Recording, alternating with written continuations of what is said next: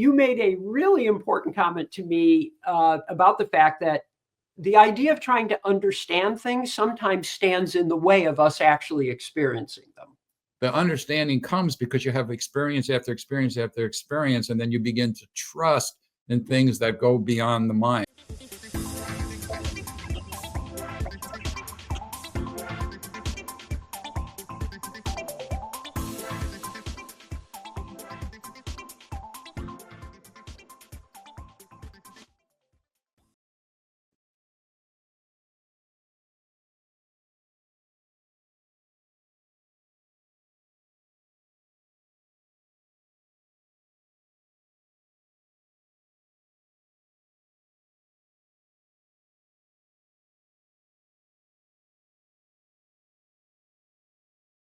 So Yeah. I wanted to touch briefly on, because we do have to wrap up in some period of time this morning. I want to touch briefly on something that you and I talked about over several occasions, which is the idea of, quote, trying to explain this to someone else so that they can understand what's happening in the process. Yes. And you made a really important comment to me about the fact that the idea of trying to understand things sometimes stands in the way of us actually experiencing them. That's right. So there's, right? Yes, right. There's all these things that can stand in the way. Trying to grasp it with your mind to understand is one thing. Thinking that you have to be positive is another thing, as opposed to being real. Yes. Right. And so there are different things. We could go over more things, but so it's from the perspective of understanding. The idea is when someone comes, I want to help them to have an experience of this deeper level within them. Yeah. So let's just imagine understanding it this big, right? Mhm. But what I'm trying to give them an experience of is this big, right? Right? Right? And so if the person is bent on understanding, and they stay focused and they're trying to grasp it with their mind, then they tend to stay within this comfortable shell, which is safe and secure. And now I know that my work is dependent upon the person finding enough courage to go from being on this size of their consciousness to being able to have an experience beyond their shell.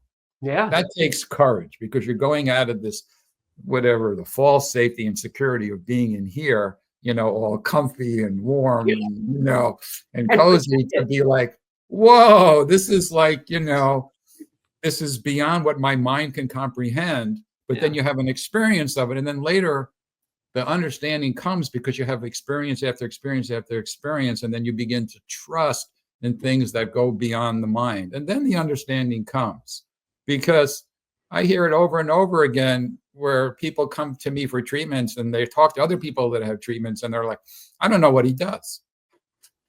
I don't know what he does. I feel much better. Yes. And I'm more open and more excited about life, but I don't know really what he does. But I could explain it to you, and I could explain it on this video. Yeah. But until you have the experience of it, you won't be like, aha, that's what it is. And then you can do it for someone else. Then you go, aha, that's what it is. But basically, I sit and I talk with that person, and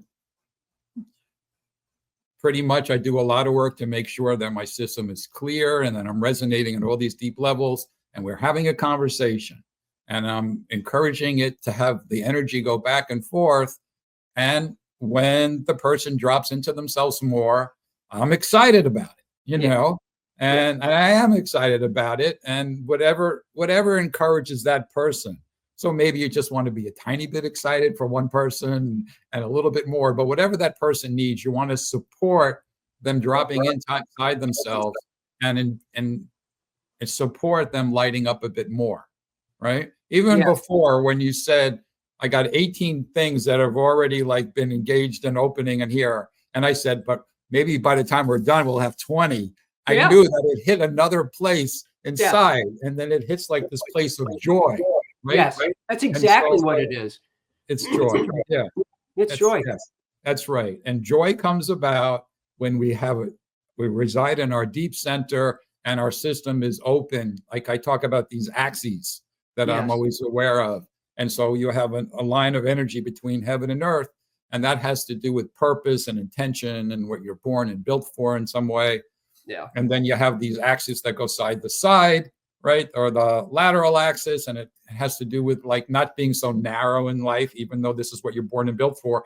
You want to have some fun, take a trip, go to the beach, go for a bike ride, paint a painting, something that's not just this one kind of focus that this is what I'm born and built for, Yes. that I want to have a rich, full life. And that opens this axis here.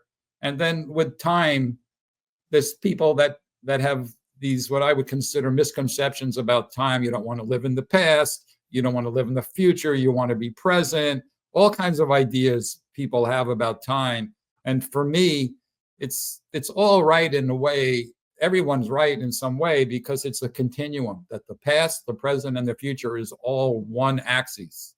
Now, I want to mention something to you that ties in with that. In the last couple of years of my life, I have become highly aware that oftentimes, especially when I got done with my treatment, Brenda and I went off on this like 6-month-long trip back to places that we had put on the calendar as someplace we wanted to visit once I was out of treatment. And they were all places that held a special place in my heart. And what I realized as we went through this process is that I wasn't trying to go to a place, I was trying to go to a time. Mm-hmm. Every place that you go to over the course of 70 years, 72 at this point, is over time. You don't have the same experience of it when you walk into it. And then this ties in with the comment that you just made. The real beauty is capturing the feeling that place, that is the original experience of that place and the joy that it brought you then and why it makes such a joyous memory, and be able to have that right now without going to that geographical place. Right? That sounds great. Yeah, it's really what it's about. And so, when people sit down with you over the time that they will sit down with you, because it's not just a one-time experience, there are many things that you will make them aware of. There are many things that you will discuss with them in terms of how you're, what's going on with you and what's happening and what you're searching for, and any of the rest of that as you're explaining it right now. But the real key is when we are in that process with you, is more about listening to ourselves than it is about listening to you. It isn't therapy. You're not sitting there with someone who's handing you great nuggets of wisdom. You're finding that wisdom in yourself. That's right. Yeah, that's what makes your work so amazing. I just had to throw that in there. Well, thank you. We haven't talked about that before. I've had some good teachers. Yes, and you are a good one yourself. Thank you. So, and then if I look at my life, I was always born and built to be a teacher. Yeah. Since I'm a little kid. Yeah.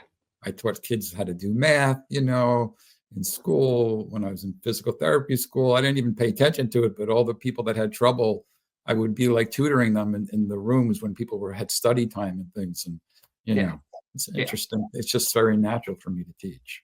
Yes, you do a wonderful job at it.